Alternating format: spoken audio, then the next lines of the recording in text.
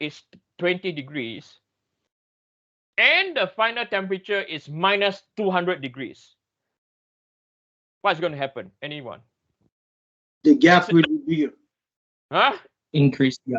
Bigger Yeah, gap. the gap will increase, right? So there's no stresses, yes or no? As long as you allow motion, Motion, no stress. there is no stresses. I want you all to really, really get this concept right. Okay. So now coming back to this question. Okay. Original temperature is 20. Final temperature is 140. Okay. The aluminum and the stainless steel wants to expand. Right? And not necessary when they start to expand, whenever there's a gap, right? During the expansion stage, No stress.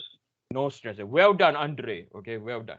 When they touch, then they will have what? Then will have stress. When they touch, then they will have what? Stresses. Okay.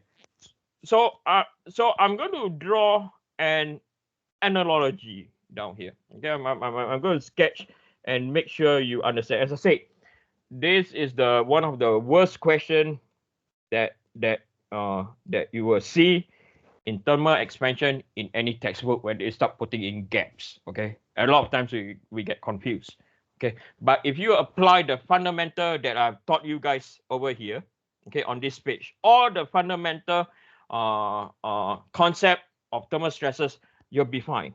Okay, so we're going to draw this. Okay, we're going to draw this.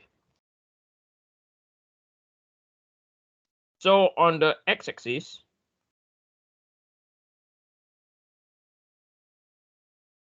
okay, is our gap size. Okay. On our y-axis is our stress. Okay. Stress is our component. Okay. So I'm going to have some scale. So this is 0 means at 0 means there's no more gap. Okay. So you have 0 0.1, 0 0.2, 0 0.3, 0 0.4, 0 0.5. Okay. So this is where our gap is in millimeters. Minus over here means no gap. So here minus 0 0.1, minus 0 0.2, minus 0 0.3, minus 0 0.4. Okay, so down here, so from this axis going towards here, right? You have no gap. So you have no gap. Okay.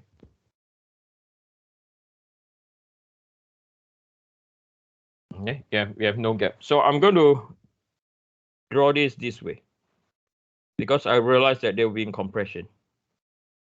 Okay, there'll be no gap. Okay. So over here, no gap. Okay. So let's look at aluminum. Okay. So I'm going to draw aluminum. Okay. Let's see aluminum. So aluminum, I'm going to use red for aluminum. Okay. So when the gap is 0.5, okay, there's no stresses. This is 0. So I'm going to go down here that this is minus stress. Okay. Minus means compressive.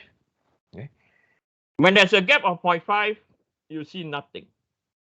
Right? No stresses. When you have a gap of 0.4, no stresses. A gap of 0.3, no stresses. A gap of 0.2, no stresses. A gap of 0.1, no stresses. Then all of a sudden you got no gap. Okay, you got no gap. So what will happen then when you have no gap? Okay, then you are going to see two lines. This is just a sketch, okay, but this is the trend. One for this, and the other one for. So this will be for. This is a sketch. This is a trend, okay. So one will be for. This will be for stress of aluminum, and then this will be for stress of steel. Okay? So as long as the gap, there's no stress. When your gap gets 0, okay, minus negative gap means there's no gap already. It means the force resistance get higher. That's why the stresses get higher. Okay, so this is the trend. Okay, this is the trend. Okay, and I want you to be able to understand this. Okay, because with this, then you can understand how to incorporate the gap. Okay, how to incorporate your gap into the analysis. Okay, do we assume the expansion at the same rate? The answer is no, Jordan. We don't assume the same because the coefficient of thermal expansion are not the same. Okay, for that reason. Okay, we did not need to make that assumption because those two values are not the same at all. Okay, so now so you have to grasp this concept, what is going on. Okay, so now we go and do the question. Okay, so the first thing is step number 1. Okay, wait. For step number 1,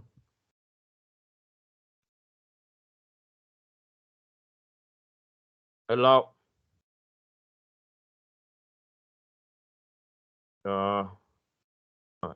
structure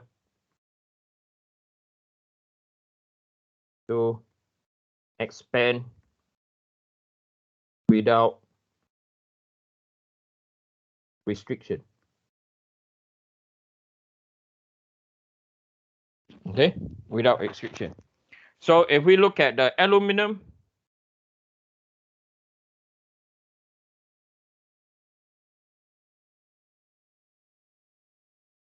okay, we look at the aluminum.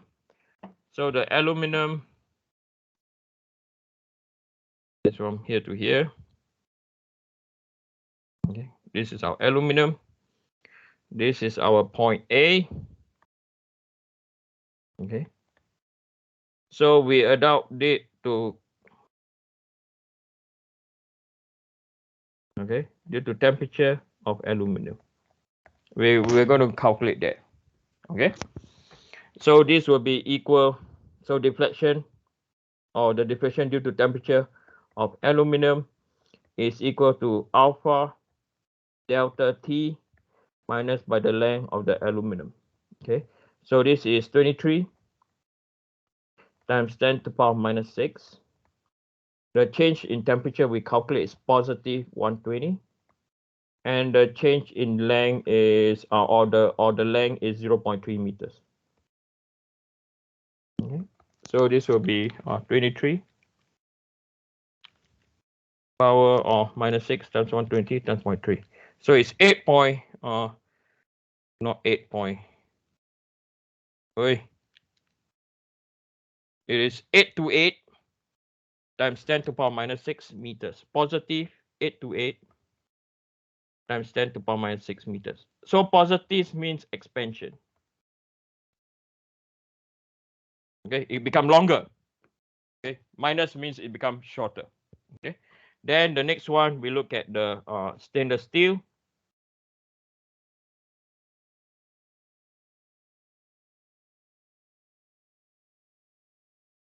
Now what we have just calculated is when it reached a temperature of 120. Okay, so the next one, again we allow free expansion to occur, so there's no restriction. Okay, there's no restriction.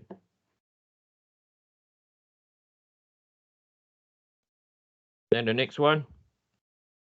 All right, now we're going to calculate delta T stainless steel.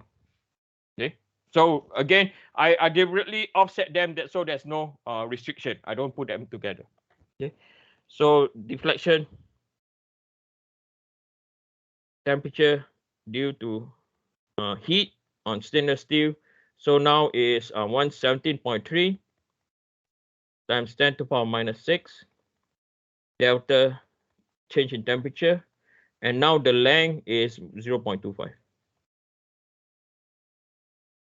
Okay, So this will be equal to 17.3 power minus 6 times by 120 times by 25. It's equal to, hey, Eugene, come on. 519.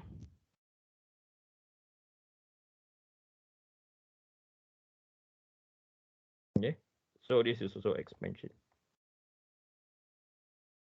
Okay, so we got that. So we are going to calculate the total expansion without restriction. Okay, so total expansion, or no, summation of total inflection expansion due to heat. So this will be equal to 828 times 10 to the power minus 6. Okay, plus 5519 times 10 to the power minus 6. Okay. So 828 power minus 6 plus by 519 power minus 6 is equal to 1.347 times 10 to the power minus 3.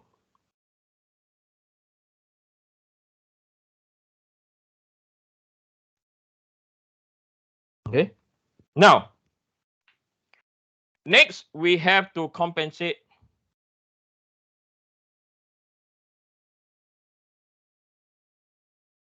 Okay, compensate for the gap.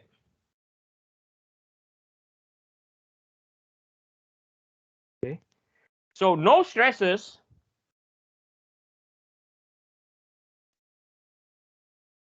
will be induced on either structure when the gap, when there is a gap.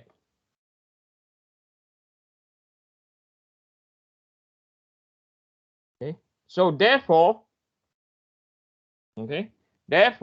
so if you allow them to expand, it will, both of them, when you add both of them, it will be 1.347 times 10 to the power minus 3. Okay. Now, not all these 1.347 times 10 minus 3 will see stresses. Okay. So therefore, okay, therefore stresses, okay, or therefore the compensated